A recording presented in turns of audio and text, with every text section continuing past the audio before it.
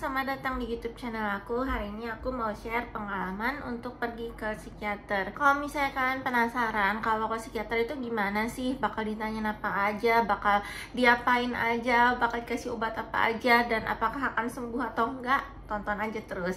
Oke, jadi aku mulai ke psikiater itu mulai dari tahun lalu, dan mungkin udah sekitar 1 tahunan. Sekarang aku udah nggak ke psikiater lagi. Nah, nanti aku akan jelasin alasannya kenapa. Tapi pokoknya aku ke psikiater itu udah 1 tahun. Nah, jadi awalnya itu aku ke psikiater melalui BPJS ya. Jadi aku ke puskesmas dulu, aku ke vaskes tingkat 1 dulu, minta surat rujukan, baru ke rumah sakit yang melayani pasien BPJS. Nah, waktu itu kondisinya aku pakai BPJS karena aku masih pengangguran ya, lagi nggak ada pekerjaan sama sekali, nggak ada pendapatan. Jadi mau nggak mau aku harus pakai BPJS. Nah, kalau menurut aku sih pakai BPJS itu sebenarnya nggak susah-susah amat. Cuma kalau sekarang itu aku kenapa nggak ke psikiater lagi dan kenapa aku nggak pakai BPJS lagi adalah karena sekarang sistemnya semua sudah harus melalui aplikasi JKN Mobile, dan JKN Mobile itu aplikasi suka error. Jadi masalahnya di situ. Jadi bukannya karena aku nggak mau pergi atau gimana, tapi karena aplikasinya error dan nggak bisa register atau nggak bisa daftar selain melalui aplikasi. Jadi satu-satunya cara untuk daftar adalah melalui aplikasi, dan aplikasinya suka error. Jadi makanya that's why, itulah kenapa aku nggak ke psikiater lagi. Alasan pertama awalnya kenapa aku ke psikiater itu adalah sebenarnya ini agak pribadi, agak rahasia ya. Jadi aku nggak bisa spill banyak-banyak, nggak bisa kasih tahu secara detail alasannya kenapa. Tapi pokoknya waktu itu tuh aku merasa stres banget ya. Namanya pengangguran, tau lah ya, pasti stres banget. Nggak dapet pekerjaan, terus juga mulai bisnis segala macam tuh suka gagal terus, dari itu memberatkan pikiran banget gitu. Jadi aku stres banget, terus juga berkesedihannya itu berkepanjangan gitu. Jadi sebenarnya aku udah depresi itu udah bertahun-tahun, dan waktu dulu banget itu sempat pernah ditangani, pernah ke dokter, pernah ke psikiater. Tapi setelah 1 tahun aku langsung stop treatment sendiri, yang sebenarnya nggak boleh banget ya. Jadi kalau misalnya dokter kalian belum bilang udah boleh nggak minum obat, itu kalian jangan stop sendiri. Jadi waktu itu aku sempat better depresinya, terus habis itu karena aku stop minum obat sendiri, akhirnya muncul lagi, dan akhirnya itulah kenapa tahun lalu aku memutuskan aku mau ke psikiater. Nah, awal-awalnya nih ya, pas aku datang ke vaskes 1 itu ditanyain sama dokter umumnya. Jadi kan saya bilang dong sama dokter umumnya, dokter saya mau dibuatkan surat rujukan untuk ke psikiater di rumah sakit. Nah, terus dokternya tanya, emangnya kamu kenapa gitu.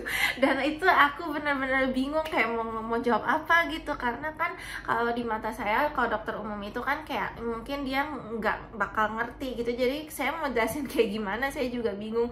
Dan saya itu memang pribadinya orangnya nggak gitu terbuka gitu ya. Jadi kalau ada masalah itu mungkin saya cuma ceritakan ke orang terdekat. Nah, jadi kalau misalnya ke dokter itu kan orang asing ya, jadi saya nggak mungkin langsung terbuka dan langsung bilang semua unek-unek saya itu enggak. Cuma waktu itu saya cuma bilang sama dokternya ya depresi, sedih, terus juga saya stres banget gitu. Nah, akhirnya dengan begitu aja dokternya ya udah bikinin surat rujukannya, saya langsung pergi ke rumah sakit yang sudah ditentukan gitu. Nah, habis itu barulah akhirnya saya pergi ke rumah sakitnya, dan ternyata harus bikin janji dulu, dan lalu saya pulang lagi, bikin janji lagi.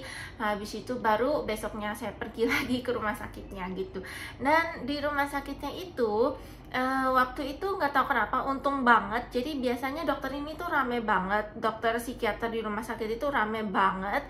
Tapi waktu itu nggak ada pasien sama sekali. Jadi waktu saya setelah terima kayak semacam lembaran untuk dibawa ke dokternya itu, saya langsung ke ruangan dokternya dan memang nggak ada pasien sama sekali. Ya udah, saya langsung masuk aja.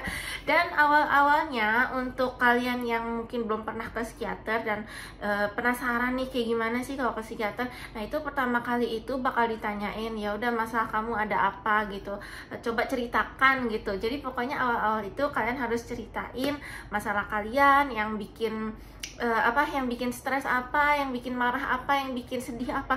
Pokoknya kalian yang mengganggu pikiran pikiran kalian tuh kalian semua harus ceritain dan harus jujur ya, karena kalau misalnya nggak jujur nanti kan agak susah ya penanganannya. Waktu awal itu aku tuh ya langsung ceritain, dan itu kalau nggak salah di ruangan dokter itu aku kayak hampir 1 jam gitu deh. Jadi waktu aku masuk itu siang, pas keluar udah sore gitu. Kayaknya sih 1 jam atau lebih gitu, pokoknya berasanya lama gitu, karena kita kan ceritain gitu kan, kayak ya apa ya, mungkin karena permasalahan kita agak ribet ya, jadi nggak bisa cepet juga gitu. Dan awal-awalnya tuh susah banget ceritain, jujur deh susah banget, karena mungkin aku pribadinya tuh orangnya nggak terbuka gitu. Jadi kalau sama orang yang aku nggak kenal itu agak susah sebenarnya ngomong sama mereka gitu. Jadi awalnya itu susah banget. Ya paling saya awalnya nutup diri gitu, terus paling bilangnya juga ya pokoknya depresi, udah kasih obat aja udah gitu. Tapi dokternya selalu kayak menganjurkan udah cerita aja, tolonglah cerita gitu. Nah jadi akhirnya saya cerita, terus ya ada nangis ada gitu. Nah jadi sebenarnya saya baru tahu dari dokter, jadi kalau biasanya orang yang datang ke psikiater awalnya pertama kali itu pasti nangis gitu. Jadi kalau misalnya kalian mau ke psikiater untuk pertama kalinya dan takut untuk nangis, nggak apa-apa, nangis aja. Kalau misalnya kalian mau nangis aja gitu, mau marah aja, mau pokoknya luahkan aja gitu. Nah karena nanti dokternya juga akan membantu kalian gimana caranya biar masalah kalian tuh kayak bisa ditangani dengan baik gitu, biar kalian nggak stres lagi, nggak depresi lagi, dan lain sebagainya. Setelah saya cerita kayak gitu, akhirnya saya dapat resep obatnya, lalu saya kasih ke bagian farmasi, dan ternyata ada beberapa obat yang tidak di cover oleh BPJS. Nah jadi saya baru tahu juga kalau ternyata untuk obat psikiater itu ada beberapa yang nggak di cover sama BPJS. Tapi karena menghitung kayak saya tuh nggak bayar biaya konsultasi dan lain sebagainya, jadi ya nggak apa-apa lah, nggak terlalu mahal gitu hitung-hitungnya gitu kan. Ya udah akhirnya saya bayar aja biaya obatnya. Waktu itu dapatnya obat racikan, sama satu lagi tuh obat untuk kayak semacam, ini namanya SSRI, jadi kayak semacam bukan menaikkan ya, mungkin mengontrol serotonin biar kayak lebih up gitu moodnya. Waktu itu sih dokternya bilang kayak gitu, biar moodnya lebih up gitu. Awalnya sih agak skeptis ya, jadi kayak masa sih kayak kita cuma minum obat aja terus moodnya bisa up gitu. Kalau kalian yang juga mengalami hal yang sama, yaitu depresi juga seperti saya, kalau menurut saya justru obat yang diberikan oleh psikiater itu biasanya sih lumayan manjur ya, tapi kalian harus sabar gitu. Nah pengalaman saya di treatment depresi saya ini adalah, jadi awalnya itu memang nggak berasa apa-apa gitu. Kalau nggak salah sekitar 1 bulan pertama saya minum obat itu nggak terasa apa-apa, moodnya nggak up, biasa aja gitu, kayak nggak minum apa-apa gitu. Padahal saya minum obatnya tuh rutin sesuai yang dianjurkan dokter, dan obatnya tuh juga ada 2 jenis kan, ada yang racikan dan ada yang bukan generik juga sih, tapi ya seperti itulah, kayak generik gitu. Padahal saya minumnya udah 2, tapi masih selama 2 atau 3 minggu kalau nggak salah itu nggak ada apa-apa gitu, nggak ada reaksinya sama sekali. Sedih masih sedih, stres masih ada, dan lain sebagainya. Tapi setelah 2-3 minggu itu, saya sebenarnya agak lupa itu 2 atau 3 minggu gitu, habis itu langsung terasa banget efeknya gitu. Jadi entah kenapa saya juga nggak tahu apakah ini sugesti atau gimana, pokoknya atau apakah placebo atau gimana, saya juga kurang tahu. Tapi pokoknya habis 2-3 minggu itu, yang habis nggak berasa apa-apa, langsung berasa sesuatu. Jadi langsung kayak, biasanya nih hal-hal yang bikin saya langsung stres atau mungkin langsung sedih gitu, kayak langsung nggak berasa apa-apa gitu. Jadi saya nggak berasa sedih lagi. Kayak misalnya nih ada yang contoh cuekin saya misalnya, biasanya kan saya pasti kayak aduh sedih banget, kenapa sih gue dicuekin gitu kan. Tapi habis minum obat tuh kayak ya udah gitu, bodo amat gitu. Kayak jadi apa ya, jadi kayak tidak terganggu sama sekali, nggak tahu kenapa. Kayak menurut saya itu obatnya apa ya, agak ajaib kali ya gitu. Jadi kayak entah kenapa pilnya itu kecil banget ya, pilnya itu kecil banget, kecil, ringan, diminum juga kayak nggak berasa apa-apa, nggak ada pahitnya gitu, karena terlalu kecil jadi nggak berasa pahitnya gitu. Tapi manjur banget gitu, jadi benar-benar langsung wow terasa efeknya gitu. Tapi pas saya terasa efeknya itu langsung muncul efek samping. Jadi efek samping itu untuk tiap obat tuh beda-beda di tiap orang gitu. Biarpun obatnya sama, akan beda-beda di tiap orang. Jadi kadang ada yang mungkin nafsu makannya jadi wah gede banget. Kadang ada yang mungkin mulutnya terasa kering banget, jadi kayak gampang haus misalnya. Nah itu ada. Nah tapi kalau untuk saya, efek samping yang saya rasakan adalah ngantuk banget. Ngantuknya tuh parah banget. Jadi kayak apa ya? Padahal udah tidur cukup dan lain sebagainya, tapi kalau misalnya saya ngomong sama orang itu kayak misalnya sekitar 10 detik, tiap 10 detik itu saya pasti nguap gitu. Jadi kayak parah banget, dan saya pokoknya maunya tidur, pokoknya mau ngantuk aja. Dan untungnya waktu itu saya masih belum bekerja full time ya, jadi kalau nggak salah waktu itu saya kerja kayak freelance gitu. Nah jadi untungnya saya kan ngantuk-ngantuk terus, jadi saya bisa tiduran lumayan lah gitu. Tapi kalau misalnya kalian merasakan efek samping, dan efek samping itu mengganggu kalian banget, contoh seperti saya kan merasa ngantuknya terlalu parah gitu ya, kayak setiap 10 detik pasti nguap, dan itu akan mengganggu pekerjaan saya gitu. Jadi saya bilang ke dokter kalau wah ini berasanya ngantuk banget gitu. Nah kalau kalian sampaikan ke dokter keluhan tentang efek sampingnya, nanti dokternya bisa bantu coba mungkin mungkin obatnya dikurangi dosisnya, atau mungkin dikasih obat jenis lain yang mungkin akan nggak muncul efek samping dan lain sebagainya. Nah itu akan dibantu sama dokter. Jadi kalau kalian merasakan efek samping apapun itu, ada keluhan, harus kasih tahu ke dokter kalian gitu. Tapi efek samping itu buat saya dan untuk kebanyakan orang yang saya pernah komunikasi sebelumnya ya, yang pernah juga pakai yang pernah juga mengkonsumsi obat psikiater, itu sebenarnya sifatnya sementara. Jadi nggak selamanya kalian akan merasa contoh ngantuk terus, atau mungkin cepet haus dan lain sebagainya, itu nggak selamanya. Nah tapi akan ya lumayan lama lah, sekitar 2 bulan gitu. Jadi coba bayangin ya, waktu itu saya 2 bulan tuh ngantuk-ngantuk terus gitu. Dan saya juga waktu itu setelah sampaikan keluhan ke dokter, dokter udah ganti obatnya, udah turun dosisnya, itu masih ada gitu. Jadi apa ya, mungkin kadang memang ya tidak bisa tidak bisa dipungkiri kali ya gitu. Nah jadi dokternya juga bilang mungkin ini dibikin, maksudnya efek sampingnya itu agak ngantuk-ngantuk itu karena mungkin buat menenangkan gitu. Kalian jangan pernah kalau misalnya mau mengikuti treatment psikiater itu maunya instan. Jadi misalnya aku sedih sekarang, pokoknya aku mau minum obat biar nggak sedih lagi, minum obat terus langsung cus nggak sedih, itu nggak bisa kayak gitu, nggak bisa. Kalian minimal itu harus konsumsi rutin 2-3 minggu untuk dapatkan hasilnya gitu. Terus kalau kalian sudah dapatkan hasilnya, itu bukan berarti kalian harus stop gitu ya. Nah jadi itu kesalahan nomor 1 yang saya lakukan dulu adalah saya sebelumnya belum boleh stop obat, tapi saya udah stop aja gitu, biarpun dokter nggak ngomong gitu, saya stop sendiri aja gitu, karena saya merasa udah better, jadi ya udah ngapain minum obat lagi gitu kan, ngapain ke psikiater lagi, ngapain minum obat lagi gitu. Akhirnya saya nggak minum obat lah. Waktu itu nggak minum obat lagi, nggak lama kemudian kambuh lagi gitu depresinya gitu.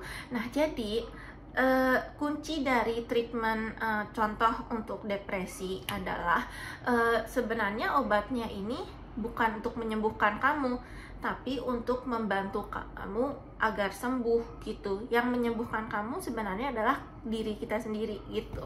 Jadi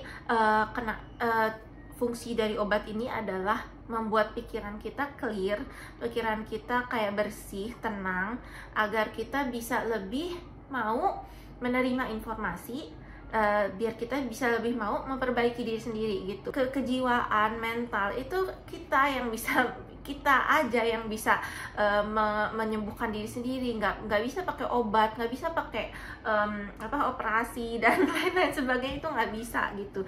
Jadi sorry to say, mau nggak mau kalian harus menyembuhkan diri sendiri. Tapi tenang aja, ini nggak sesulit menyembuhkan diri sendiri tanpa obat. Jadi kalau misalnya kita lagi depresi dan kita nggak konsumsi obat, nggak ke psikiater sama sekali, itu akan susah banget untuk memperbaiki diri kita sendiri, karena pikiran kita itu kayak ruwet gitu, kayak kebanyakan apa ya, kayak istilahnya tuh banyak kabutnya, jadi kayak susah untuk melihat dengan jelas, istilahnya gitu. Tapi kalau misalnya kita udah konsumsi obat, udah ke psikiater, nah itu akan jauh lebih gampang karena pikiran kita udah clear, udah jelas gitu. Waktu itu saya tiap 2 minggu dijadwalkan untuk kontrol ke psikiater ya. Jadi tiap 2 minggu itu saya datang ke psikiater.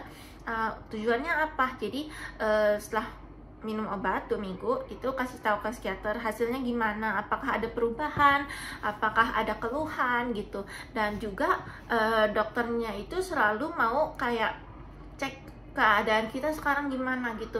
Jadi kayak misalnya nih contohnya saya depresi, jadi gimana kamu, apakah masih sedih, apakah masih stres, apakah masih suka mikirin yang aneh-aneh gitu misalnya. Nah itu biasanya yang ditanyakan setiap 2 minggu itu. Nah jadi setiap 2 minggu itu mereka mau lihat biasanya kita ada perkembangan nggak gitu. Jadi pengalaman aku waktu ikut treatment psikiater. Nah terus sekarang ini aku mau bahas beberapa pertanyaan yang pasti sering banget ditanyain. Jadi satu, pasti yang banyak sering tanyain, kapan sembuhnya gitu. Itu benar-benar deh, aku juga sering nanyain ke dokter, kapan sembuhnya, kapan aku bisa nggak minum obat lagi gitu loh. Dan dokternya juga bilang saya nggak tahu gitu. Gak ada yang tahu, karena ya balik lagi ke tadi, yang bisa nyembuhin adalah kamu sendiri. Jadi yang bisa nentuin adalah kamu sendiri kapan sembuhnya gitu. Kalau misalnya kamu benar-benar mau berusaha untuk mungkin mengubah kepribadian, mengubah cara pola pikir dan lain sebagainya, nah itu ya mungkin akan cepet, mungkin dalam setahun 2 tahun mungkin bisa ya udah nggak minum obat lagi gitu. Tapi kalau misalnya kamu nggak bisa mengubah kepribadian, tetap keras kepala misalnya, nah itu mau sampai 3 tahun 5 tahun juga pasti minum obat terus gitu. Jadi kadang saya lihat ada yang minum obat psikiater itu sampai lama banget, kayak sampai 5 tahun 10 tahun. Nah itu karena mungkin entah kenapa, jadi kayak kondisi mereka agak susah diubah gitu. Nah jadi makanya kalau kalian mau cepat sembuh, kalian harus benar-benar mengubah pola pikir, kepribadian dan lain sebagainya. Ikuti anjuran dokter kalian gitu. Terus yang pertanyaan kedua nih, bedanya psikolog sama psikiater apaan sih? Nah terus saya harus pergi ke yang mana gitu. Sebenarnya psikolog sama psikiater itu bedanya yang paling besar adalah kalau psikolog itu nggak pakai obat, kalau psikiater itu pakai obat. Jadi untuk perbedaan seperti itu berdasarkan kebutuhan gitu. Jadi saya juga nggak bisa bilang oh kamu harus pergi ke psikiater, oh kamu harus ke psikolog, karena beda-beda. Saya sebenarnya pergi ke dua-duanya. Jadi kadang ada beberapa kasus yang kalau misalnya diajak ngobrol, dikasih tahu, itu masih mau dengerin, masih mau kayak apa ya, mungkin pikirannya masih terbuka gitu ya, jadi masih mau dengerin. Terus dia juga sebenarnya masih bisa diajak ngobrol lah gitu. Nah itu lebih cocok ke psikolog. Tapi kalau misalnya bener-bener nih dikasih tahu nggak bisa denger, keras kepala, terus mungkin terlalu mumet sampai bener-bener nggak bisa ngobrol sama siapapun, nah itu mungkin kalian harus ke psikiater, karena pengobatannya itu lebih apa ya, kalau menurut saya lebih intervensi ya. Jadi karena kita pakai obat, jadi mau nggak mau dia akan pasti moodnya akan lebih up karena obat itu. Dalam segi harga juga sebenarnya kalau menurut saya psikolog itu jauh lebih mahal, karena di psikolog itu treatmentnya itu kan adalah ngobrol, jadi makanya dihitungnya per jam, kadang per 30 menit gitu. Nah tapi kalau psikiater itu sebenarnya treatmentnya itu kan di obatnya, jadi makanya mereka nggak gitu menghitung per jam. Tapi waktu itu kenapa saya ke psikolog itu adalah karena psikiater saya bilang ini udah lumayan lama nih kamu minum obat tapi tidak ada peningkatan, tidak ada perubahan gitu, jadi saya harus rujukan kamu ke psikolog gitu. Makanya saya dibawa ke psikolog, lalu di situ saya ngobrol-ngobrol. Waktu itu cuma setengah jam. Tapi yang menurut saya adalah kebanyakan orang pasti bilang kan ya, oh ngapain sih kita bayar psikolog, cuma ngobrol-ngobrol, mending saya ngobrol sama teman saya gratis gitu kan. Tapi bedanya adalah yang benar-benar saya rasakan adalah kalau psikolog itu mereka benar-benar pinter banget ngomongnya, pinter banget mendengarkan. Jadi nggak seperti ngobrol sama teman biasa gitu. Jadi entah kenapa pokoknya cara ngomong mereka beda, terus cara pandang mereka juga beda banget, dan mereka bisa secara objektif mendengarkan gitu. Jadi mereka nggak terbawa emosi, nggak terbawa perasaan dan lain sebagainya. Jadi pokoknya mereka bisa mendengarkan dengan baik dan memberikan nasihat yang benar-benar bagus juga gitu. Itu sih yang saya bisa rasain kalau soal psikolog ya. Waktu itu kalau nggak saya bayarnya itu 30 menit itu 450 ribuan, itu di rumah sakit swasta dekat rumah saya gitu. Jadi mungkin kalau di rumah sakit negeri, rumah sakit daerah mungkin agak sedikit lebih murah, mungkin saya juga kurang tahu, tapi ya kisaran harganya segitu. Dan jadi yang saya benar-benar rasain adalah setelah saya ke psikolog itu, habis dari ngobrol sama psikolognya itu langsung wah, cara pandangnya tuh beda banget gitu. Jadi yang dari tadinya saya kayak stuck nih, saya melihat masalah ini terus juga kayaknya nggak ada jalan keluar, tapi setelah saya ngobrol sama psikolog itu kayak wah, ternyata ada jalan keluar gitu. Jadi makanya kalau menurut saya, ini sih menurut saya ya, kalau misalnya kalian punya uang lebih, mungkin ada baiknya kalian kedua-duanya, ke psikiater terus ke psikolog. Jadi psikiater dulu, mungkin minum obat biar lebih tenang dan lain sebagainya, lalu habis itu baru kalian ke psikolog gitu. Nah terus sekarang pertanyaan ketiga yang paling sering, mungkin agak sering ditanyain ya, mungkin banyak yang nanya obatnya apa sih, minta dong resepnya biar gue bisa beli gitu kan. Itu saya nggak bisa kasih, saya juga nggak bisa kasih tahu obatnya yang mana. SSRI itu jenisnya banyak banget ya, tiap jenis itu bekerjanya juga beda-beda gitu, beda-beda, dan biasanya sih katanya sih tergantung dengan kasus gitu.